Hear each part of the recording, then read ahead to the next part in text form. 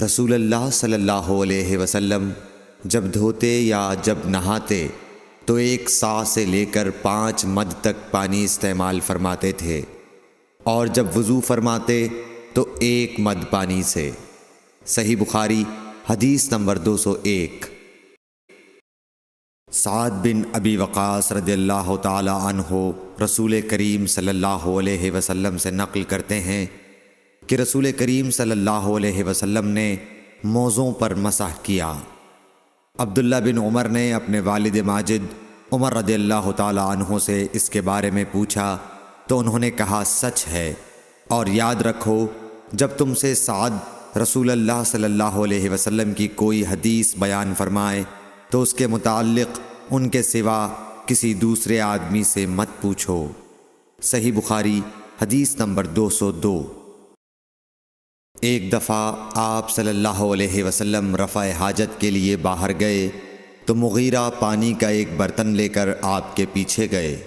جب آپ قضائے حاجت سے فارغ ہو گئے تو مغیرہ نے آپ کو وضو کراتے ہوئے آپ کے اعضائے مبارکہ پر پانی ڈالا۔ آپ نے وضو کیا اور موزوں پر مسح فرمایا۔ صحیح بخاری حدیث نمبر 203۔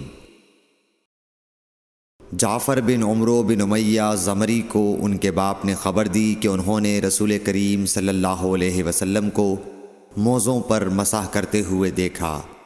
صحیح بخاری حدیث نمبر 204۔ جعفر بن عمرو اپنے باپ سے روایت کرتے ہیں کہ میں نے رسول اللہ صلی اللہ علیہ وسلم کو اپنے عمامے اور موزوں پر مسح کرتے دیکھا۔ صحیح بخاری حدیث نمبر 205۔ مغیرہ فرماتے ہیں کہ میں ایک سفر میں رسول کریم صلی اللہ علیہ وسلم کے ساتھ تھا تو میں نے چاہا کہ وضو کرتے وقت آپ کے موزے اتار ڈالوں۔ آپ نے فرمایا کہ انہیں رہنے دو، چونکہ جب میں نے انہیں پہنا تھا تو میرے پاؤں پاک تھے، یعنی میں وضو سے تھا، پس آپ نے ان پر مسح کیا۔ صحیح بخاری حدیث نمبر 206۔ رسول کریم صلی اللہ علیہ وسلم نے بکری کا شانہ کھایا، پھر نماز پڑھی اور وضو نہیں کیا۔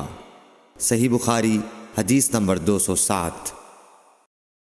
جعفر بن عمرو بن امیہ نے اپنے باپ عمرو سے خبر دی کہ انہوں نے رسول اللہ صلی اللہ علیہ وسلم کو دیکھا کہ آپ بکری کے شانے سے کاٹ کاٹ کر کھا رہے تھے۔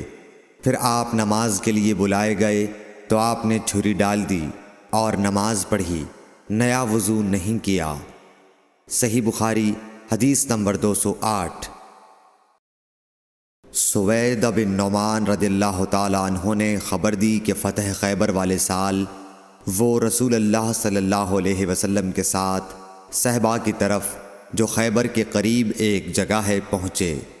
آپ صلی اللہ علیہ وسلم نے عصر کی نماز پڑھی، پھر ناشتہ منگوایا تو سوائے ستو کے اور کچھ نہیں لایا گیا۔ پھر آپ نے حکم دیا تو وہ بھگو دیا گیا۔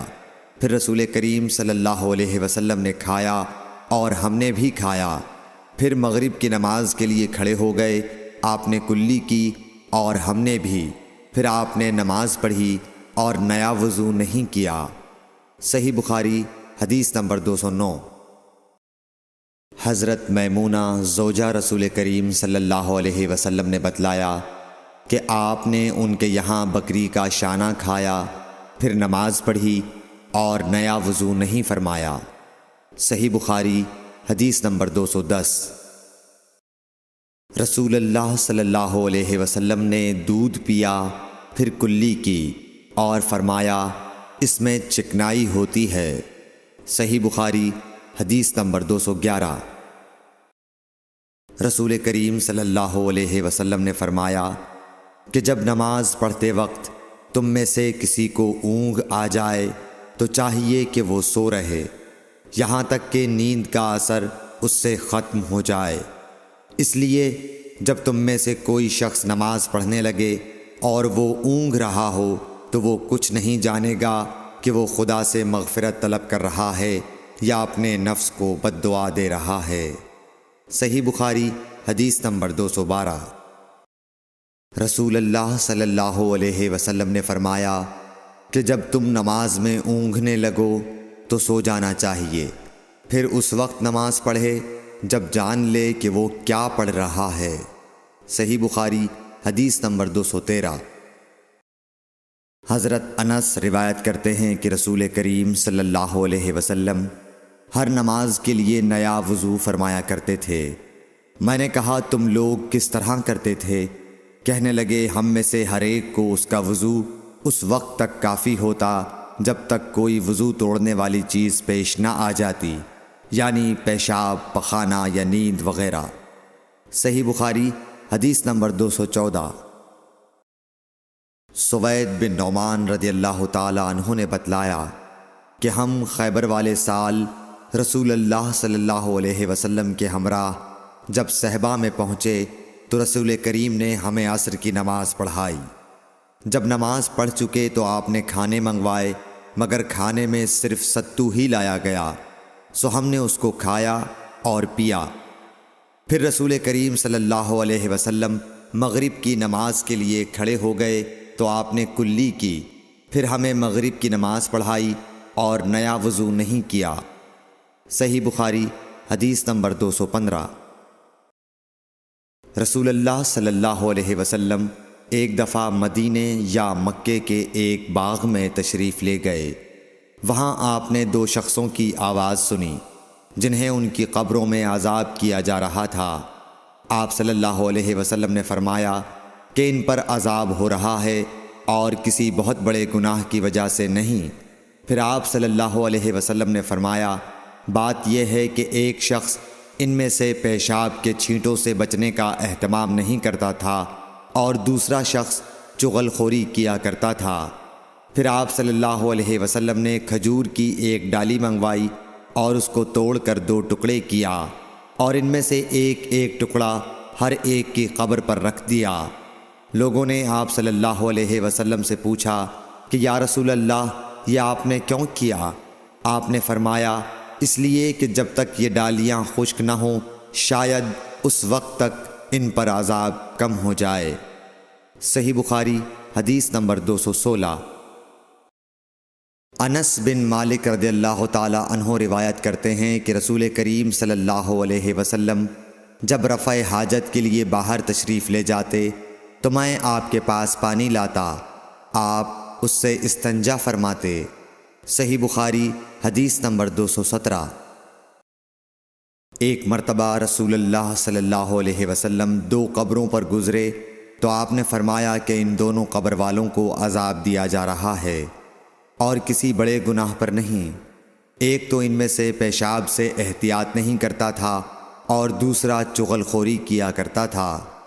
پھر آپ صلی اللہ علیہ وسلم نے ایک ہری ٹہنی لے کر بیچ سے اس کے 2 ٹکڑے کیے اور ہر ایک قبر پر ایک ٹکڑا گاڑ دیا۔ لوگوں نے پوچھا کہ یا رسول اللہ آپ نے ایسا کیوں کیا؟ آپ نے فرمایا شاید جب تک یہ ٹہنیاں خشک نہ ہوں ان پر عذاب میں کچھ تخفیف رہے۔ صحیح بخاری حدیث نمبر 218۔ رسول کریم صلی اللہ علیہ وسلم نے ایک دیہاتی کو مسجد میں پیشاب کرتے ہوئے دیکھا تو لوگوں سے آپ نے فرمایا اسے چھوڑ دو۔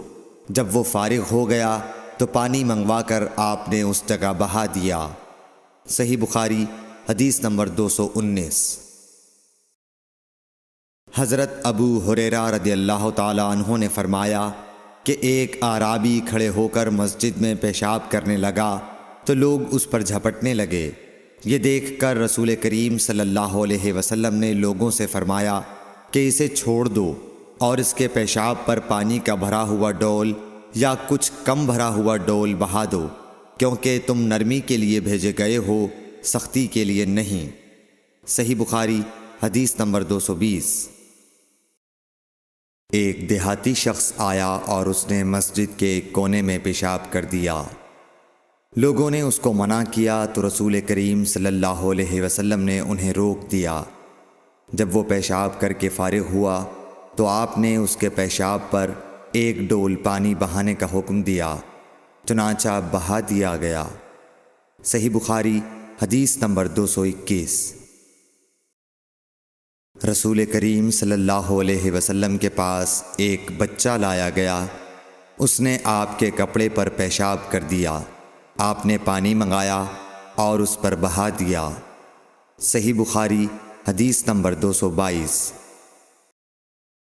ام قیس بنت محسن نامی ایک خاتون رسول کریم صلی اللہ علیہ وسلم کی خدمت اقدس میں اپنا چھوٹا بچہ لے کر آئیں، جو کھانا نہیں کھاتا تھا، یعنی شیر خوار تھا۔ رسول کریم صلی اللہ علیہ وسلم نے اسے اپنی گود میں بٹھا لیا۔ اس بچے نے آپ کے کپڑے پر پیشاب کر دیا۔ آپ صلی اللہ علیہ وسلم نے پانی منگا کر کپڑے پر چھڑک دیا اور اسے نہیں دھویا۔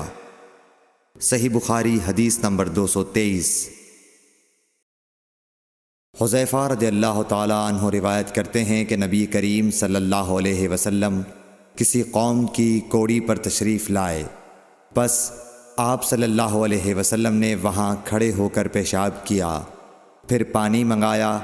میں آپ صلی اللہ علیہ وسلم کے پاس پانی لے کر آیا تو آپ نے وضو فرمایا۔ صحیح بخاری حدیث نمبر 224۔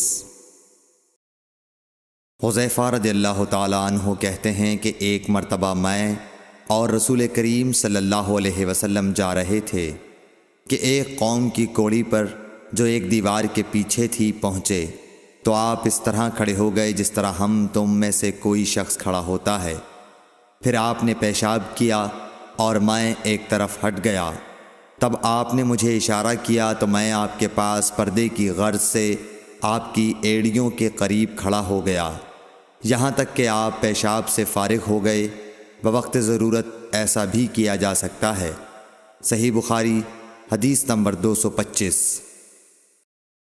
ابو موسیٰ اشعری پیشاب کے بارے میں سختی سے کام لیتے تھے اور کہتے تھے کہ بنی اسرائیل میں جب کسی کے کپڑے کو پیشاب لگ جاتا تو اسے کاٹ ڈالتے۔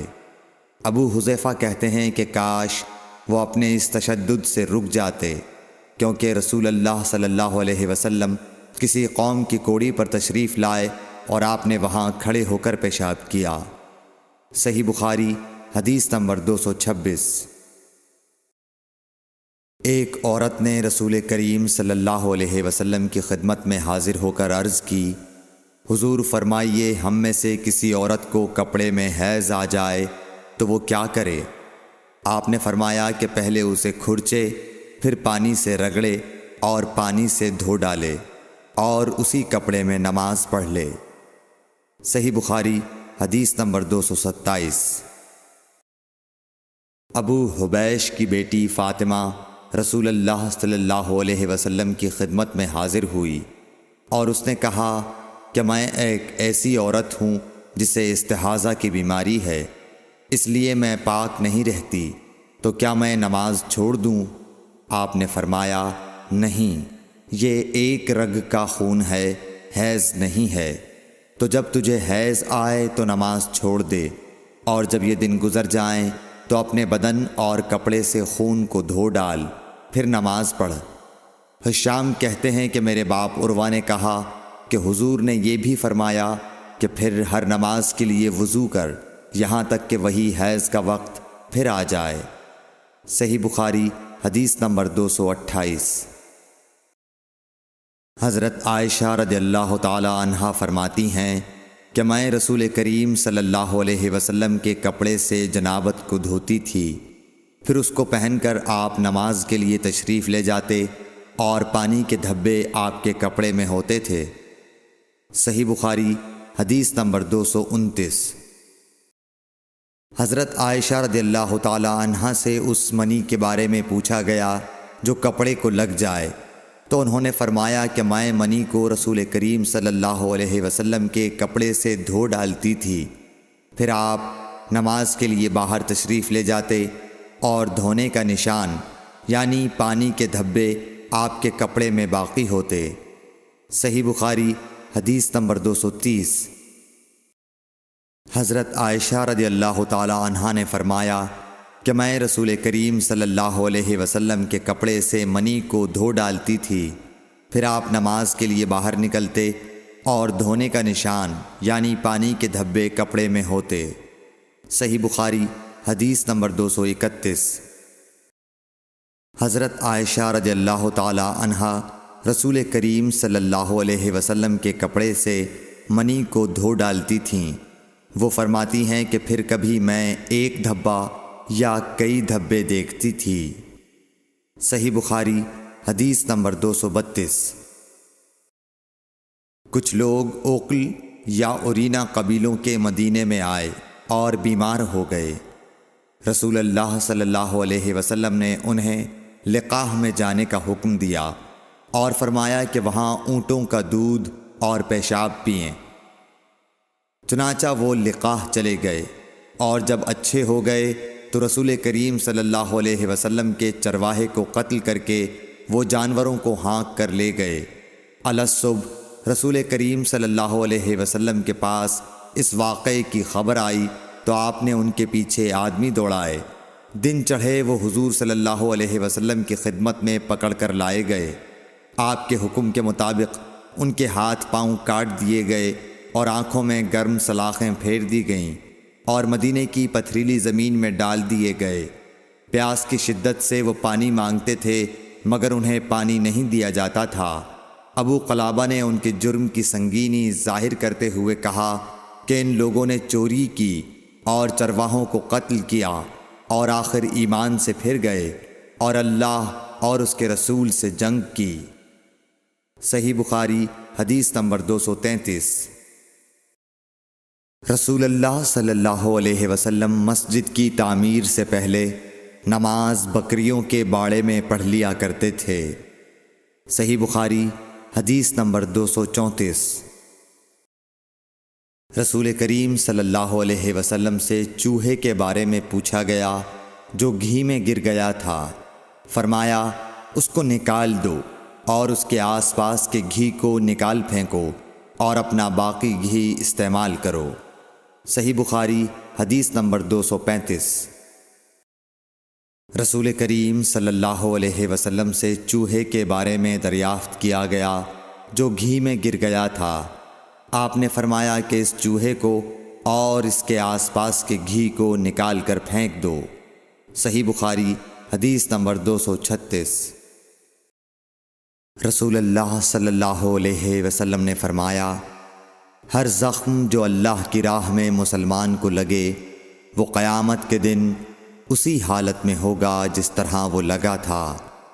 اس میں سے خون بہتا ہوگا جس کا رنگ تو خون سا ہوگا اور خوشبو مشک کی سی ہوگی۔ صحیح بخاری حدیث نمبر 237۔ رسول کریم صلی اللہ علیہ وسلم نے فرمایا کہ ہم لوگ دنیا میں پچھلے زمانے میں آئے ہیں مگر آخرت میں سب سے آگے ہیں۔ صحیح بخاری حدیث نمبر 238۔ رسول اللہ صلی اللہ علیہ وسلم نے فرمایا کہ تم میں سے کوئی ٹھہرے ہوئے پانی میں جو جاری نہ ہو پیشاب نہ کرے پھر اسی میں غسل کرنے لگے، یعنی یہ ادب اور نظافت کے خلاف ہے کہ اسی پانی میں پیشاب کرنا اور پھر اسی سے غسل کرنا۔ صحیح بخاری حدیث نمبر 239۔ ایک دفعہ رسول کریم صلی اللہ علیہ وسلم کعبہ شریف میں سجدے میں تھے۔ ایک دوسری سند سے رسول اللہ صلی اللہ علیہ وسلم کعبے کے نزدیک نماز پڑھ رہے تھے اور ابو جہل اور اس کے ساتھی بھی وہیں بیٹھے ہوئے تھے، تو ان میں سے ایک نے دوسرے سے کہا کہ تم میں سے کوئی شخص ہے جو قبیلے کی جو اونٹنی ذبح ہوئی ہے اس کی اوجڑی اٹھا لائے اور لا کر جب محمد صلی اللہ علیہ وسلم سجدے میں جائیں تو ان کی پیٹھ پر رکھ دے۔ یہ سن کر ان میں سے ایک سب سے زیادہ بدبخت آدمی اٹھا اور وہ اوجڑی لے کر آیا اور دیکھتا رہا۔ جب آپ نے سجدہ کیا تو اس نے اس اوجڑی کو آپ کے دونوں کندھوں کے درمیان رکھ دیا۔ عبداللہ بن مسعود کہتے ہیں میں یہ سب کچھ دیکھ رہا تھا مگر کچھ نہ کر سکتا تھا، کاش اس وقت مجھے روکنے کی طاقت ہوتی۔ عبداللہ کہتے ہیں کہ وہ ہنسنے لگے اور ہنسی کے مارے لوٹ پوٹ ہونے لگے اور رسول اللہ صلی اللہ علیہ وسلم سجدے میں تھے، بوجھ کی وجہ سے اپنا سر نہیں اٹھا سکتے تھے، یہاں تک کہ حضرت فاطمہ رضی اللہ تعالی عنہا آئیں اور وہ بوجھ آپ کی پیٹھ پر سے اتار کر پھینکا۔ تب آپ نے سر اٹھایا، پھر 3 بار فرمایا، یا اللہ تو قریش کو پکڑ لے۔ یہ بات ان کافروں پر بہت بھاری ہوئی کہ آپ نے انہیں بد دعا دی۔ عبداللہ کہتے ہیں کہ وہ سمجھتے تھے کہ اس شہر مکے میں جو دعا کی جائے وہ ضرور قبول ہوتی ہے۔ پھر آپ نے ان میں سے ہر ایک کا جدا جدا نام لیا کہ اے اللہ ان ظالموں کو ضرور ہلاک کر دے۔ ابو جہل، عتبہ بن ربیعہ، شیبہ بن ربیعہ، ولید بن عتبہ، امیہ بن خلف اور عقبہ ابن ابی معیط کو۔ 7ویں آدمی کا نام بھی لیا مگر مجھے یاد نہیں رہا۔ اس ذات کی قسم جس کے قبضے میں میری جان ہے کہ جن لوگوں کے بد دعا کرتے وقت آپ نے نام لیے تھے میں نے ان کی لاشوں کو بدر کے کنویں میں پڑا ہوا دیکھا۔ صحیح بخاری حدیث نمبر 240۔ حضرت انس رضی اللہ تعالی عنہ روایت کرتے ہیں کہ رسول اللہ صلی اللہ علیہ وسلم نے ایک مرتبہ اپنے کپڑے میں تھوکا۔ صحیح بخاری حدیث نمبر 241۔ رسول کریم صلی اللہ علیہ وسلم نے فرمایا کہ پینے کی ہر وہ چیز جو نشہ لانے والی ہو حرام ہے۔ صحیح بخاری حدیث نمبر 242۔ سہل بن سعد ساعدی سے سنا کہ لوگوں نے ان سے پوچھا، اور میں اس وقت سہل کے اتنا قریب تھا کہ میرے اور ان کے درمیان کوئی دوسرا حائل نہ تھا، کہ رسول اللہ صلی اللہ علیہ وسلم کے احد کے زخم کا علاج کس دوا سے کیا گیا تھا۔ انہوں نے کہا کہ اس بات کا جاننے والا اب مجھ سے زیادہ کوئی نہیں رہا۔ علی رضی اللہ تعالی عنہ اپنی ڈھال میں پانی لاتے اور حضرت فاطمہ رضی اللہ تعالی عنہا آپ کے منہ سے خون دھوتیں، پھر ایک بوریا کا ٹکڑا جلایا گیا اور آپ کے زخم میں بھر دیا گیا۔ صحیح بخاری حدیث نمبر 243۔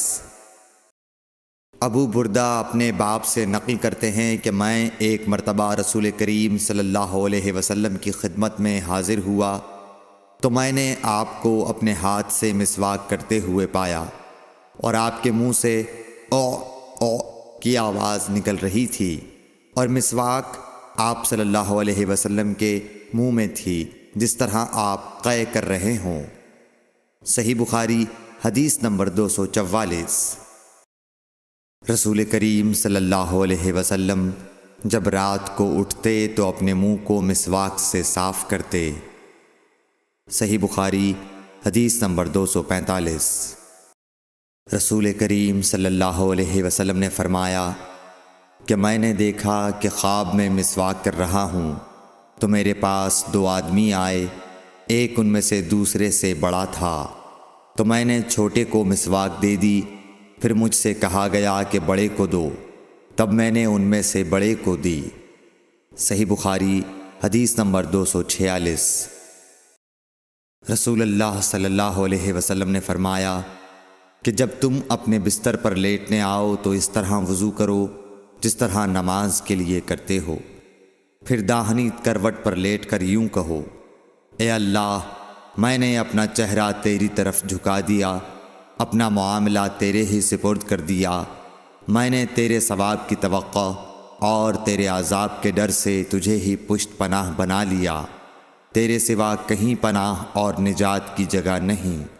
اے اللہ جو کتاب تو نے نازل کی میں اس پر ایمان لایا، جو نبی تو نے بھیجا میں اس پر ایمان لایا، تو اگر اس حالت میں اسی رات مر گیا تو فطرت پر مرے گا، اور اس دعا کو سب باتوں کے آخر میں پڑھ۔ حضرت برا کہتے ہیں کہ میں نے رسول اللہ صلی اللہ علیہ وسلم کے سامنے اس دعا کو دوبارہ پڑھا، جب آمنت بکتابک الذی انزلت پر پہنچا تو میں نے ورسولک کا لفظ کہہ دیا۔ آپ نے فرمایا نہیں، یوں کہو ونبیک الذی ارسلت۔ صحیح بخاری حدیث نمبر 247۔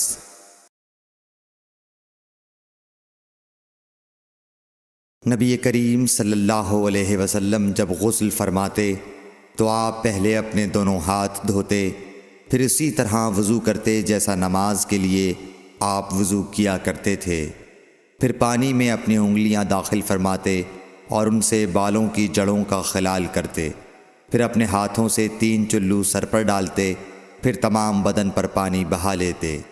صحیح بخاری حدیث نمبر 248۔ حضرت میمونہ رضی اللہ تعالی عنہا نبی کریم صلی اللہ علیہ وسلم کی زوجہ مطہرہ نے بتلایا کہ نبی کریم صلی اللہ علیہ وسلم نے نماز کے وضو کی طرح ایک مرتبہ وضو کیا، البتہ پاؤں نہیں دھوئے، پھر اپنی شرمگاہ کو دھویا اور جہاں کہیں بھی نجاست لگ گئی تھی اس کو دھویا، پھر اپنے اوپر پانی بہا لیا، پھر پہلی جگہ سے ہٹ کر اپنے دونوں پاؤں کو دھویا۔ آپ کا غسل جنابت اسی طرح ہوا کرتا تھا۔ صحیح بخاری حدیث نمبر 249۔ حضرت عائشہ رضی اللہ تعالی عنہا نے بتلایا کہ میں اور نبی کریم صلی اللہ علیہ وسلم ایک ہی برتن میں غسل کیا کرتے تھے، اس برتن کو فرق کہا جاتا تھا۔ صحیح بخاری حدیث نمبر 250۔ ابو سلمہ اور حضرت عائشہ رضی اللہ تعالی عنہا کے بھائی حضرت عائشہ رضی اللہ تعالی عنہا کی خدمت میں گئے۔ ان کے بھائی نے نبی کریم صلی اللہ علیہ وسلم کے غسل کے بارے میں سوال کیا تو آپ نے سا جیسا ایک برتن منگوایا، پھر غسل کیا اور اپنے اوپر پانی بہایا۔ اس وقت ہمارے درمیان اور ان کے درمیان پردہ حائل تھا۔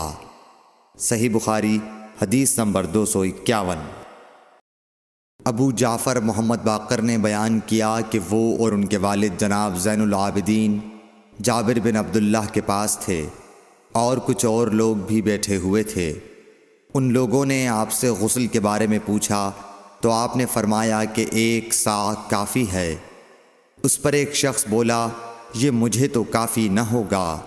حضرت جابر رضی اللہ تعالیٰ عنہ نے فرمایا کہ یہ ان کے لیے کافی ہوتا تھا جن کے بال تم سے زیادہ تھے اور جو تم سے بہتر تھے، یعنی رسول اللہ صلی اللہ علیہ وسلم۔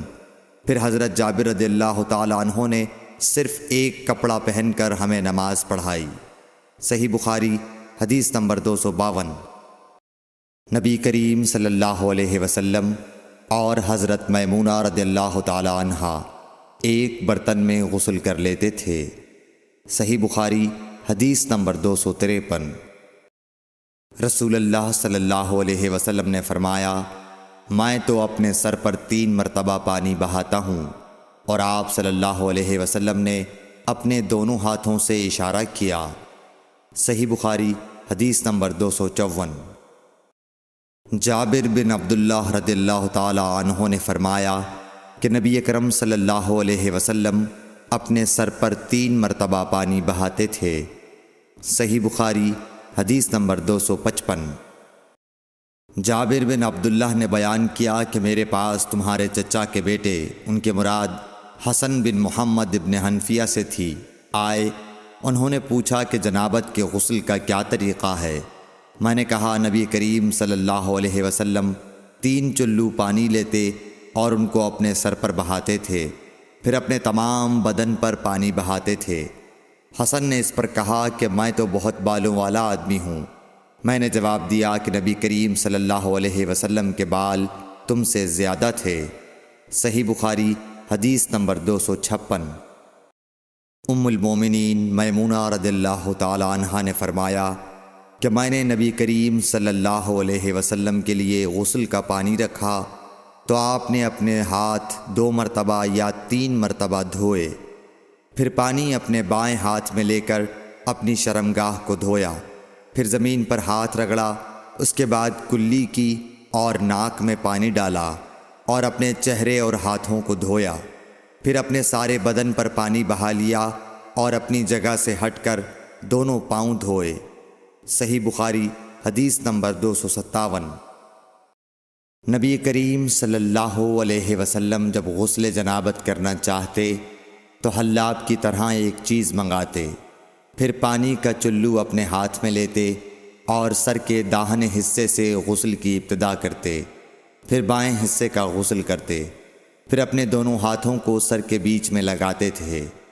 صحیح بخاری حدیث نمبر 258۔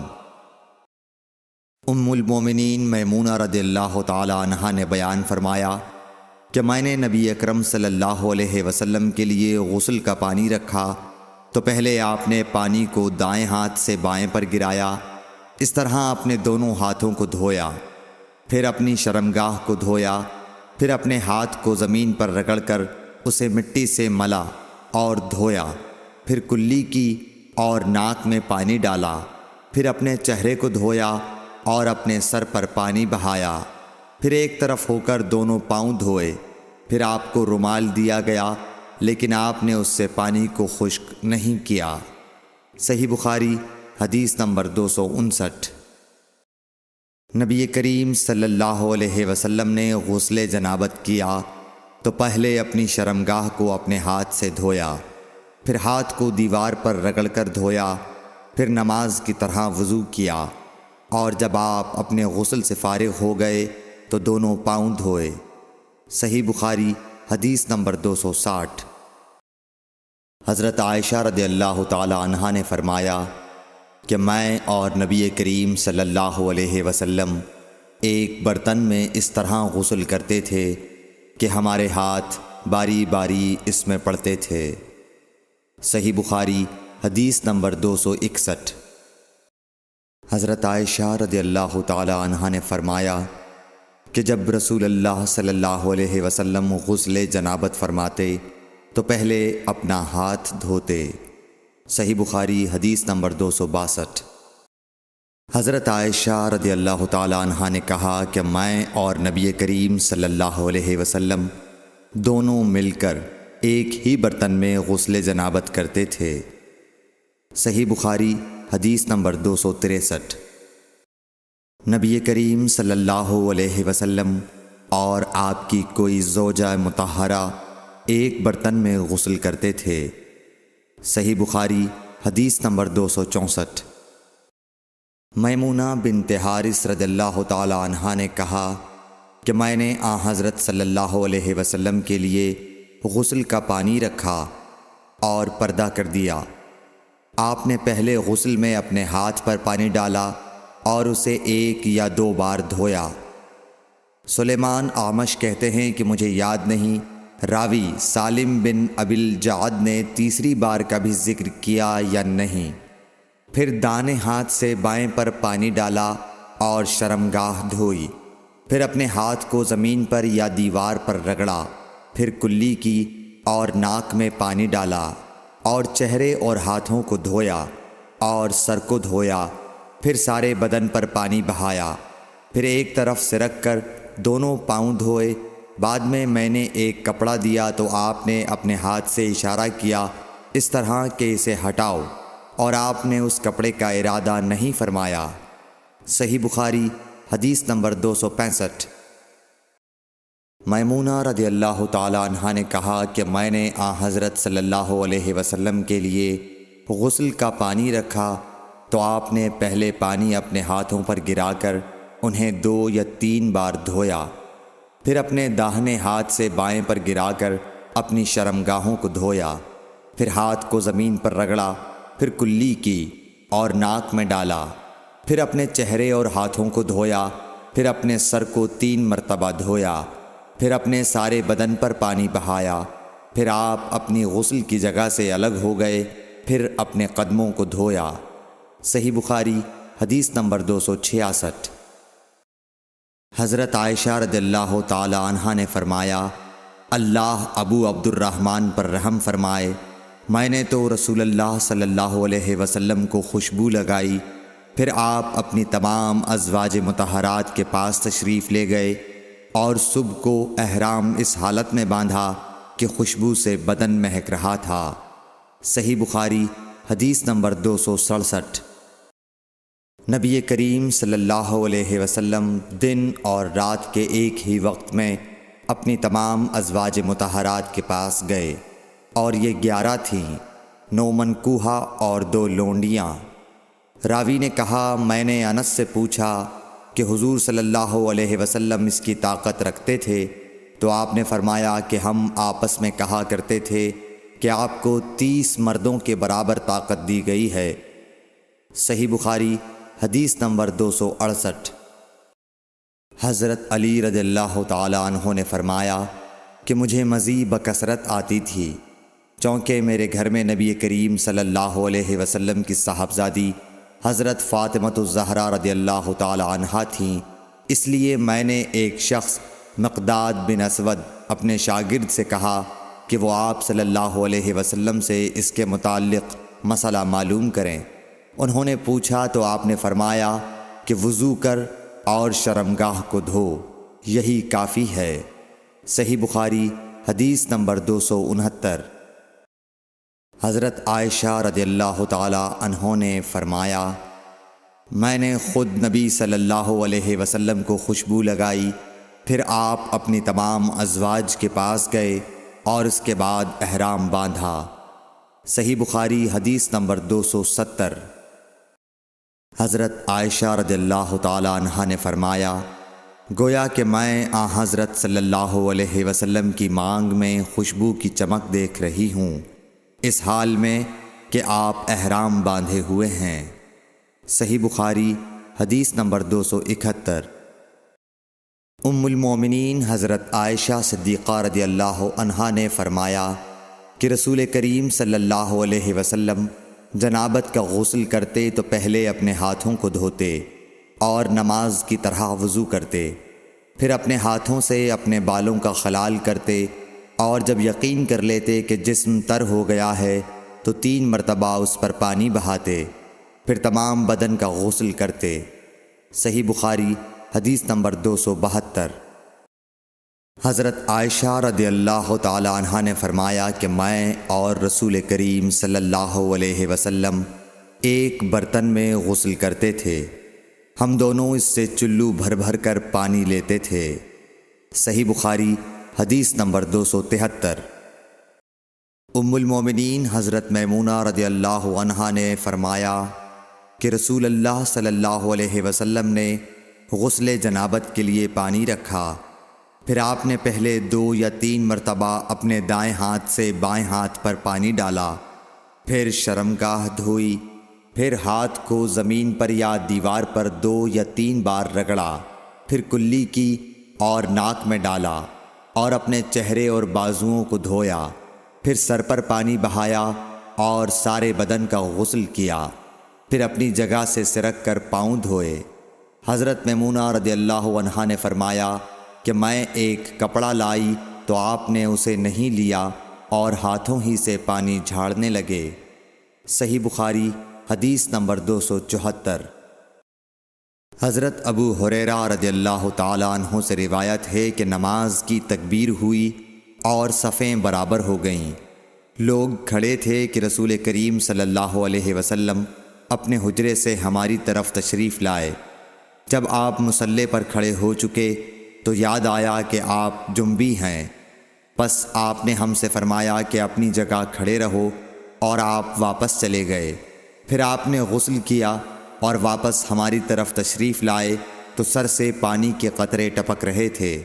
آپ نے نماز کے لیے تکبیر کہی اور ہم نے آپ کے ساتھ نماز ادا کی۔ صحیح بخاری حدیث نمبر 275۔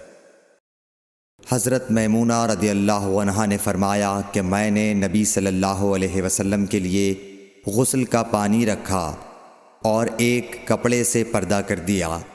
پہلے آپ نے اپنے دونوں ہاتھوں پر پانی ڈالا اور انہیں دھویا، پھر اپنے داہنے ہاتھ سے بائیں ہاتھ میں پانی لیا اور شرمگاہ دھوئی، پھر ہاتھ کو زمین پر مارا اور دھویا، پھر کلی کی اور ناک میں پانی ڈالا اور چہرے اور بازو دھوئے، پھر سر پر پانی بہایا اور سارے بدن کا غسل کیا۔ اس کے بعد آپ مقام غسل سے ایک طرف ہو گئے، پھر دونوں پاؤں دھوئے۔ اس کے بعد میں نے آپ کو ایک کپڑا دینا چاہا تو آپ نے اسے نہیں لیا اور آپ ہاتھوں سے پانی جھاڑنے لگے۔ صحیح بخاری حدیث نمبر 276۔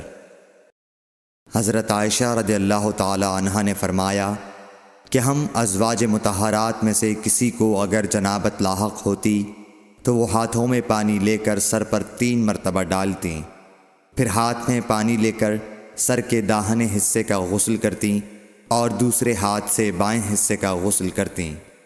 صحیح بخاری حدیث نمبر 277۔ نبی کریم صلی اللہ علیہ وسلم نے فرمایا، بنی اسرائیل ننگے ہو کر اس طرح نہاتے تھے کہ ایک شخص دوسرے کو دیکھتا، لیکن حضرت موسیٰ تنہا پردے سے غسل فرماتے۔ اس پر انہوں نے کہا کہ بخدا موسیٰ کو ہمارے ساتھ غسل کرنے میں صرف یہ چیز مانے ہے کہ آپ کے خصیے بڑھے ہوئے ہیں۔ ایک مرتبہ موسیٰ علیہ السلام غسل کرنے لگے اور آپ نے کپڑوں کو ایک پتھر پر رکھ دیا۔ اتنے میں پتھر کپڑوں کو لے بھاگا اور موسیٰ بھی اس کے پیچھے بڑی تیزی سے دوڑے۔ آپ کہتے جاتے تھے، اے پتھر میرا کپڑا دے، اے پتھر میرا کپڑا دے۔ اس عرصے میں بنی اسرائیل نے موسیٰ علیہ السلام کو ننگا دیکھ لیا اور کہنے لگے کہ بخدا موسیٰ کو کوئی بیماری نہیں، اور موسیٰ علیہ السلام نے کپڑا لیا اور پتھر کو مارنے لگے۔ ابو ہریرہ رضی اللہ تعالیٰ عنہ نے کہا کہ بخدا اس پتھر پر 6 یا 7 مار کے نشان باقی ہیں۔ صحیح بخاری حدیث نمبر 278۔ نبی کریم صلی اللہ علیہ وسلم نے فرمایا، ایک بار ایوب علیہ السلام ننگے غسل فرما رہے تھے کہ سونے کی ٹڈیاں آپ پر گرنے لگیں۔ حضرت ایوب علیہ السلام انہیں اپنے کپڑے میں سمیٹنے لگے۔ اتنے میں ان کے رب نے انہیں پکارا کہ اے ایوب، کیا میں نے تمہیں اس چیز سے بے نیاز نہیں کر دیا جسے تم دیکھ رہے ہو؟ ایوب علیہ السلام نے جواب دیا، ہاں تیری بزرگی کی قسم، لیکن تیری برکت سے میرے لیے بے نیازی کیوں کر ممکن ہے۔ صحیح بخاری حدیث نمبر 279۔ ام ہانی بنت ابی طالب کو یہ کہتے سنا کہ میں فتح مکہ کے دن رسول اللہ صلی اللہ علیہ وسلم کی خدمت میں حاضر ہوئی تو میں نے دیکھا کہ آپ غسل فرما رہے ہیں اور فاطمہ رضی اللہ تعالی عنہ نے پردہ کر رکھا ہے۔ نبی اکرم صلی اللہ علیہ وسلم نے پوچھا، یہ کون ہیں؟ میں نے عرض کیا کہ میں ام ہانی ہوں۔ صحیح بخاری حدیث نمبر 280۔ حضرت میمونہ رضی اللہ تعالی عنہا نے کہا، جب نبی کریم صلی اللہ علیہ وسلم غسل جنابت فرما رہے تھے میں نے آپ کا پردہ کیا تھا تو آپ نے پہلے اپنے ہاتھ دھوئے، پھر داہنے ہاتھ سے بائیں پر پانی بہایا اور شرمگاہ دھوئی اور جو کچھ اس میں لگ گیا تھا اسے دھویا، پھر ہاتھ کو زمین یا دیوار پر رگڑ کر دھویا، پھر نماز کی طرح وضو کیا پاؤں کے علاوہ، پھر پانی اپنے سارے بدن پر بہایا اور اس جگہ سے ہٹ کر دونوں قدموں کو دھویا۔ صحیح بخاری حدیث نمبر 281۔ ام المومنین ام سلمہ رضی اللہ تعالی عنہ نے فرمایا کہ ام سلیم ابو طلحہ رضی اللہ عنہ کی عورت رسول اللہ صلی اللہ علیہ وسلم کی خدمت میں حاضر ہوئیں اور کہا کہ اللہ تعالی حق سے حیا نہیں کرتا، کیا عورت پر بھی جب کہ اسے احتلام ہو غسل واجب ہو جاتا ہے؟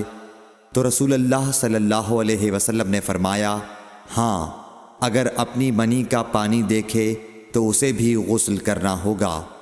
صحیح بخاری حدیث نمبر 282۔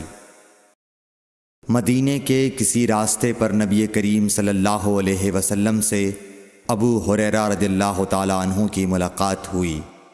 اس وقت ابو ہریرہ جنابت کی حالت میں تھے۔ ابو ہریرہ رضی اللہ تعالی عنہ نے کہا کہ میں پیچھے رہ کر لوٹ گیا اور غسل کر کے واپس آیا تو رسول اللہ صلی اللہ علیہ وسلم نے دریافت فرمایا کہ اے ابو ہریرہ کہاں چلے گئے تھے؟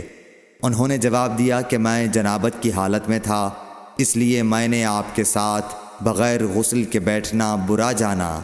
آپ صلی اللہ علیہ وسلم نے ارشاد فرمایا، سبحان اللہ، مومن ہرگز نجس نہیں ہو سکتا۔ صحیح بخاری حدیث نمبر 283۔ نبی صلی اللہ علیہ وسلم اپنی تمام ازواج کے پاس ایک ہی رات میں تشریف لے گئے۔ اس وقت آپ کے ازواج میں 9 بیویاں تھیں۔ صحیح بخاری حدیث نمبر 284۔ ابو ہریرہ رضی اللہ تعالی عنہ نے کہا کہ میری ملاقات رسول اللہ صلی اللہ علیہ وسلم سے ہوئی۔ اس وقت میں جنبی تھا، آپ نے میرا ہاتھ پکڑ لیا اور میں آپ کے ساتھ چلنے لگا۔ آخر آپ ایک جگہ بیٹھ گئے اور میں آہستہ سے اپنے گھر آیا اور غسل کر کے حاضر خدمت ہوا۔ آپ ابھی بیٹھے ہوئے تھے۔ آپ نے دریافت فرمایا، اے ابو ہریرہ، کہاں چلے گئے تھے؟ میں نے واقعہ بیان کیا تو آپ صلی اللہ علیہ وسلم نے فرمایا، سبحان اللہ، مومن تو نجس نہیں ہوتا۔ صحیح بخاری حدیث نمبر 285۔ ہم سے ابو نعیم نے بیان کیا، کہا ہم سے حشام اور شیبان نے، وہ یحییٰ سے، وہ ابو سلمہ سے، کہا میں نے عائشہ رضی اللہ تعالی عنہا سے پوچھا کہ کیا نبی کریم صلی اللہ علیہ وسلم جنابت کی حالت میں گھر میں سوتے تھے؟ کہا ہاں، لیکن وضو کر لیتے تھے۔ صحیح بخاری حدیث نمبر 286۔ عمر بن خطاب رضی اللہ تعالیٰ عنہ نے رسول اللہ صلی اللہ علیہ وسلم سے پوچھا کہ کیا ہم میں سے کوئی جنابت کی حالت میں سو سکتا ہے؟ فرمایا ہاں، وضو کر کے جنابت کی حالت میں بھی سو سکتے ہو۔ صحیح بخاری حدیث نمبر 287۔ حضرت عائشہ رضی اللہ تعالی عنہا نے فرمایا کہ نبی کریم صلی اللہ علیہ وسلم جب جنابت کی حالت میں ہوتے اور سونے کا ارادہ کرتے تو شرمگاہ کو دھو لیتے اور نماز کی طرح وضو کرتے۔ صحیح بخاری حدیث نمبر 288۔ حضرت عمر رضی اللہ تعالی عنہ نے نبی کریم صلی اللہ علیہ وسلم سے دریافت کیا کہ کیا ہم جنابت کی حالت میں سو سکتے ہیں؟ آپ نے فرمایا ہاں، لیکن وضو کر کے۔ صحیح بخاری حدیث نمبر 289۔ حضرت عمر رضی اللہ تعالی عنہ نے رسول اللہ صلی اللہ علیہ وسلم سے عرض کی کہ رات میں انہیں غسل کی ضرورت ہو جایا کرتی ہے۔ رسول اللہ صلی اللہ علیہ وسلم نے فرمایا کہ وضو کر لیا کر اور شرمگاہ کو دھو کر سو جا۔ صحیح بخاری حدیث نمبر 290۔ نبی کریم صلی اللہ علیہ وسلم نے فرمایا کہ جب مرد عورت کے چہار زانوں میں بیٹھ گیا اور اس کے ساتھ جماع کے لیے کوشش کی تو غسل واجب ہو گیا۔ صحیح بخاری حدیث نمبر 291۔ حضرت عثمان بن عفان رضی اللہ تعالی عنہ سے پوچھا گیا کہ مرد اپنی بیوی سے ہم بستر ہوا لیکن انزال نہیں ہوا تو وہ کیا کرے؟ حضرت عثمان رضی اللہ تعالی عنہ نے فرمایا کہ نماز کی طرح وضو کر لے اور ذکر کو دھو لے۔ اور حضرت عثمان رضی اللہ تعالی عنہ نے فرمایا کہ میں نے رسول اللہ صلی اللہ علیہ وسلم سے یہ بات سنی ہے۔ صحیح بخاری حدیث نمبر 292۔ ابی بن کعب نے پوچھا، یا رسول اللہ صلی اللہ علیہ وسلم، جب مرد عورت سے جماع کرے اور انزال نہ ہو تو کیا کرے؟ آپ نے فرمایا، عورت سے جو کچھ اسے لگ گیا اسے دھو لے، پھر وضو کرے اور نماز پڑھے۔ صحیح بخاری حدیث نمبر 293۔ حضرت عائشہ رضی اللہ تعالی عنہ فرماتی ہیں کہ ہم حج کے ارادے سے نکلے۔ جب ہم مقام صرف میں پہنچے تو میں حائضہ ہو گئی اور اس رنج میں رونے لگی کہ رسول اللہ صلی اللہ علیہ وسلم تشریف لائے۔ آپ نے پوچھا، تمہیں کیا ہو گیا ہے؟ کیا حائضہ ہو گئی ہو؟ میں نے کہا ہاں۔ آپ نے فرمایا، یہ ایک ایسی چیز ہے جس کو اللہ تعالیٰ نے آدم کی بیٹیوں کے لیے لکھ دیا ہے، اس لیے تم بھی حج کے لیے افعال پورے کر لو، البتہ بیت اللہ کا طواف نہ کرنا۔ حضرت عائشہ رضی اللہ تعالی عنہا نے فرمایا کہ رسول اللہ صلی اللہ علیہ وسلم نے اپنی بیویوں کی طرف سے ایک گائے کی قربانی کی۔ صرف ایک مقام مکے سے 6-7 میل کے فاصلے پر ہے۔ صحیح بخاری حدیث نمبر 294۔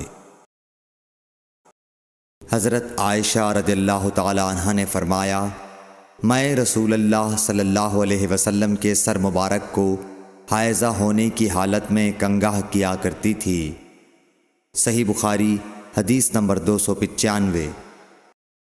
حشام بن عروہ نے عروہ کے واسطے سے بتایا کہ ان سے سوال کیا گیا، کیا حائضہ بیوی میری خدمت کر سکتی ہے یا ناپاکی کی حالت میں عورت مجھ سے نزدیک ہو سکتی ہے؟ عروہ نے فرمایا میرے نزدیک تو اس میں کوئی حرج نہیں ہے، اس طرح کی عورتیں میری بھی خدمت کرتی ہیں اور اس میں کسی کے لیے بھی کوئی حرج نہیں، اس لیے کہ مجھے حضرت عائشہ رضی اللہ تعالی عنہا نے خبر دی کہ وہ رسول کریم صلی اللہ علیہ وسلم کو حائضہ ہونے کی حالت میں کنگھا کیا کرتی تھیں، اور رسول اللہ صلی اللہ علیہ وسلم اس وقت مسجد میں معتکف ہوتے، آپ اپنا سر مبارک قریب کر دیتے اور حضرت عائشہ رضی اللہ تعالی عنہا اپنے حجرے ہی سے کنگھا کر دیتیں حالانکہ وہ حائضہ ہوتیں۔ صحیح بخاری حدیث نمبر 296۔ حضرت عائشہ رضی اللہ تعالی عنہا نے بیان کیا کہ نبی کریم صلی اللہ علیہ وسلم میری گود میں سر رکھ کر قرآن مجید پڑھتے، حالانکہ میں اس وقت حیض والی ہوتی تھی۔ صحیح بخاری حدیث نمبر 297۔ ام سلمہ رضی اللہ تعالی عنہا نے کہا کہ میں نبی کریم صلی اللہ علیہ وسلم کے ساتھ ایک چادر میں لیٹی ہوئی تھی، اتنے میں مجھے حیض آ گیا، اس لیے میں آہستہ سے باہر نکل آئی اور اپنے حیض کے کپڑے پہن لیے۔ حضور صلی اللہ علیہ وسلم نے پوچھا کیا تمہیں نفاس آ گیا ہے؟ میں نے عرض کیا ہاں، پھر مجھے آپ نے بلا لیا اور میں چادر میں آپ کے ساتھ لیٹ گئی۔ صحیح بخاری حدیث نمبر 298۔ حضرت عائشہ رضی اللہ تعالی عنہا نے فرمایا میں اور نبی کریم صلی اللہ علیہ وسلم ایک ہی برتن میں غسل کرتے تھے حالانکہ دونوں جنبی ہوتے۔ صحیح بخاری حدیث نمبر 299۔ حضرت عائشہ رضی اللہ تعالی عنہا نے فرمایا کہ آپ مجھے حکم فرماتے، پس میں ازار باندھ لیتی، پھر آپ میرے ساتھ مباشرت کرتے، اس وقت میں حائضہ ہوتی۔ صحیح بخاری حدیث نمبر 300۔